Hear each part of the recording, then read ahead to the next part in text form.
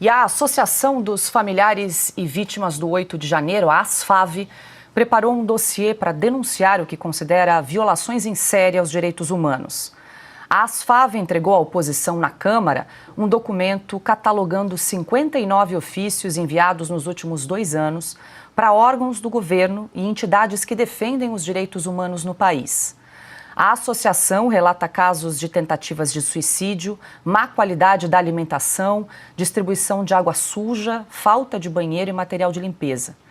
O documento também constata o cerceamento ao direito de defesa dos acusados por parte do Supremo Tribunal Federal. O dossiê enviado pelas famílias está em análise pelo gabinete do líder da oposição na Câmara, o deputado Luciano Zucco. A ideia é criar uma comissão externa para apurar as denúncias.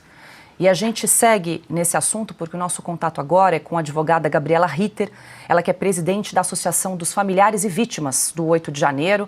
É hora de entrevista em Oeste Sem Filtro.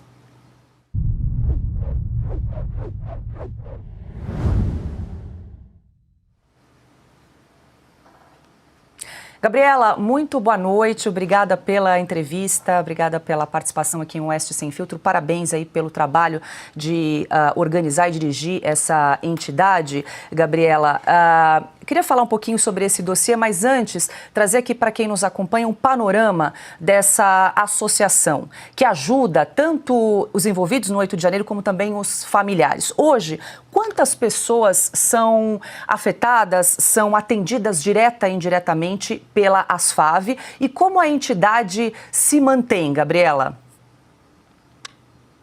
Boa tarde, Paula. Boa tarde. É um prazer estar aqui com você hoje pela primeira vez.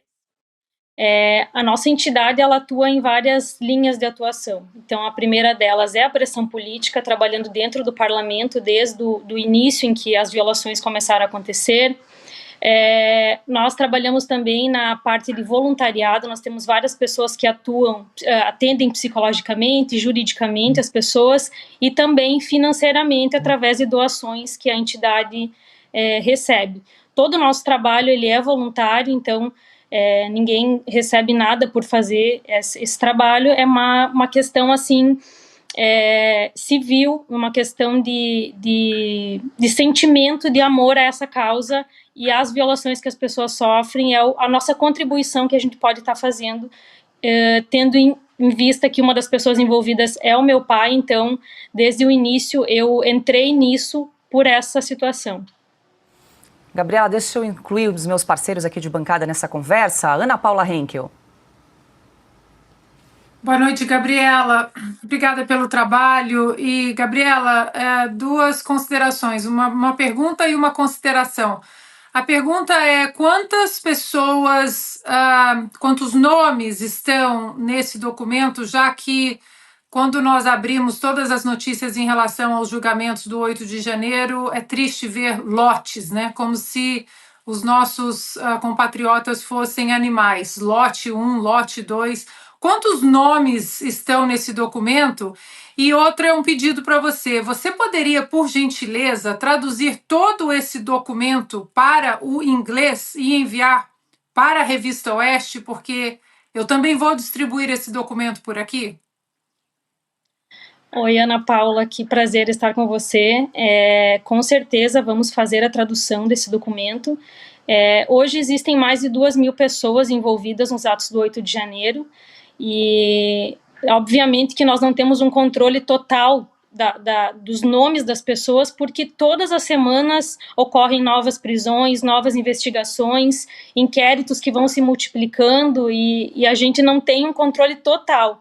Mas são mais de 2.000 pessoas que estão hoje sendo investigadas pelo STF, mais de 300 pessoas já condenadas e pessoas que estão aguardando julgamento e a todo instante sendo intimadas para prestar esclarecimento.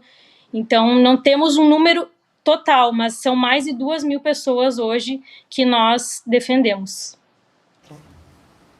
Pergunta agora de Silvio Navarro. Gabriela, boa noite. Eu também queria parabenizá-la pelo trabalho e pelo esforço, porque, aliás, estamos diante de um governo, por exemplo, onde a mulher de um traficante de drogas, que atende pela alcunha de dama do tráfico, ela entra pela porta da frente do Ministério da Justiça e do Ministério dos Direitos Humanos. Mas é um governo que grita sem anistia para os presos do dia 8 de janeiro. A minha pergunta é se temos alguns casos, um ou mais, de riscos de morte hoje nos presídios, pessoas que evidentemente talvez estejam na papuda, sobretudo. Temos sim, nós temos idosos mais de 70 anos que estão presos. Para vocês terem uma noção, no CIR, que é o local onde os idosos estão, existem uma cela que é para 18 idosos e tem 41. Nós temos o seu Jorginho, temos o pastor Shalom, que tem vários problemas cardíacos. Já pedimos a transferência dele, inclusive, para o estado de Belo Horizonte. A advogada dele, a doutora Carolina, fez o pedido. Estamos aguardando atendimento médico. E existem também presos na Argentina, são 5 presos. A Ana Paula, que é a única mulher que está presa, ela tem uma doença autoimune, ficou muito tempo sem receber a medicação, recebendo ameaças, e todos eles estão sendo muito torturados psicologicamente, porque, veja bem, hoje eles não têm nem o cálculo da pena, não foi homologado pelo Alexandre de Moraes. Então, as pessoas não têm noção de quanto tempo elas vão permanecer sem progressão do regime, como que vai ficar toda essa situação. Então, não só os presos, quanto as famílias, os tornozelados.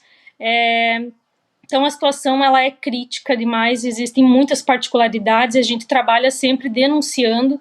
Tem 59 protocolos no nosso documento, mas foram feitos centenas, porque quando a gente oficia o STF, são 11 protocolos para cada ministro. Então, assim, é um trabalho que vai contendo a sangria. A gente vai denunciando conforme as coisas vão acontecendo. Hoje já recebemos mais denúncias, já tem outros protocolos para serem feitos, e o nosso trabalho é de registrar isso para a história, para que não se diga que não aconteceu, e atuar em várias frentes, a anistia, depois queremos a punição dos agentes envolvidos, estamos lutando muito para isso, e é um trabalho de bastante comprometimento. Pergunta agora é de Adalberto Piotto. Doutora Gabriela, boa noite, seja bem-vinda, muito obrigado por nos atender aqui. Nós estamos vendo aí desses casos de perseguição política com tudo o que ditaduras fazem da forma mais horrenda.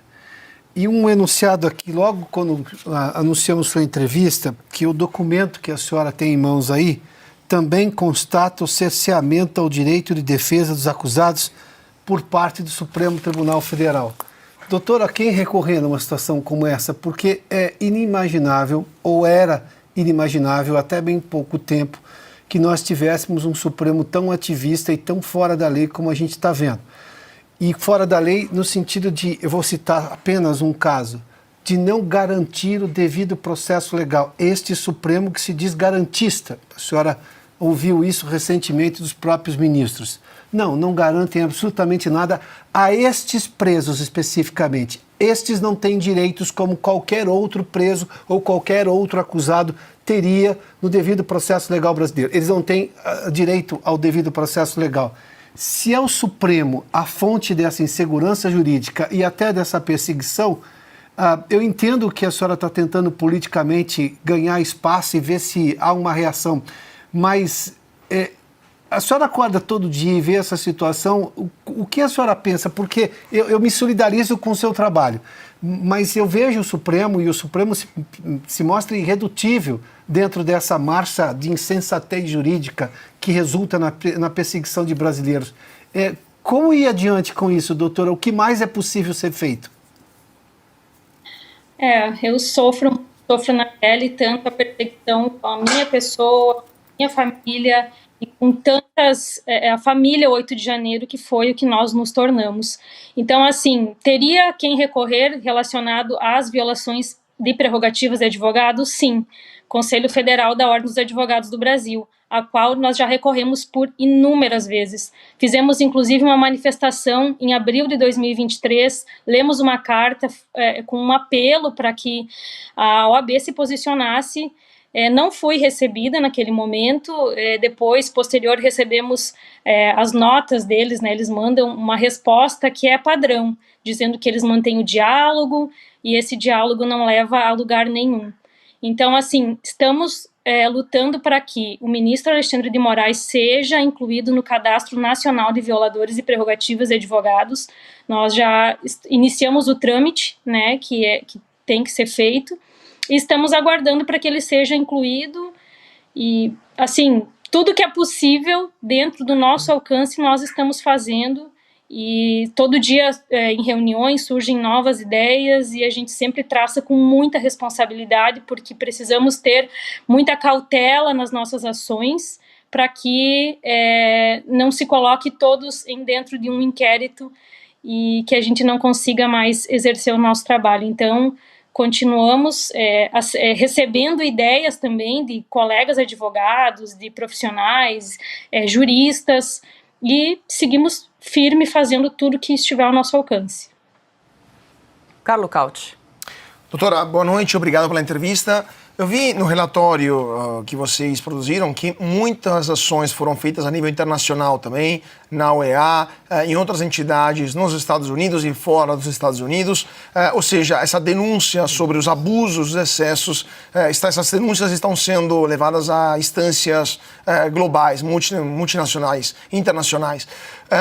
Qual é o resultado disso tudo até agora? O que vocês esperam que possa ocorrer com o passar dos meses e se já teve algum tipo de retorno por parte dessas instâncias? Sim, o nosso trabalho foi desde outubro de 2023, quando nós protocolamos mais de 100 denúncias juntamente com um grupo de 12 advogados de violações de direitos humanos na Comissão Internacional de Direitos Humanos, Interamericana, de Direitos Humanos.